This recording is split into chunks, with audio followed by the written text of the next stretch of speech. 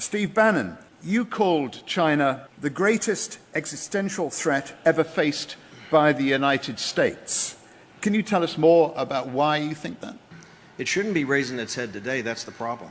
The problem is that the elites in this world, the capital markets guys from Frankfurt, the City of London, Wall Street, the international corporations, they've been running this scam for 20 years, financing and providing the technology to a radical cadre of the CCP that's built up this kind of Frankenstein monster that's essentially gutted the working class people throughout the world. Brexit and 2016 are inextricably linked. Why is that? It's a revolt by working class people, particularly in formerly heavily manufacturing countries, that live in a new serfdom, where you have this massive concentration of power, this massive concentration of wealth, and that the middle class and the working class, of which I come from a working class family, have been eviscerated.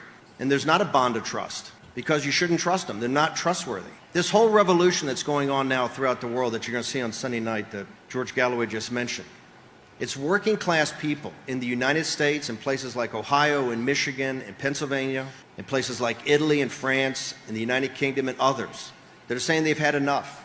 They understand now, they're starting to understand what goes on. And what shocks me of the mainstream media, of all these organizations and all the money, we've been beating this dead horse of this hoax of this Russian collusion with the Trump organization. For the last 20 years, the most significant story was the radicalization of the Chinese Communist Party to suppress their own people, the noble and decent people of the People's Republic of China, and turn it basically into slave labor for the West, so they can make goods for the corporatists at higher margins and sell it back to the unemployed and underemployed in the West. That day is over. What you saw with President Trump and others, we've now engaged in what we understand is an economic war against the industrial democracies, an economic war against working class people. And that war is by the radical cadre of the CCP, by Wall Street, by the City of London, and by the international corporations.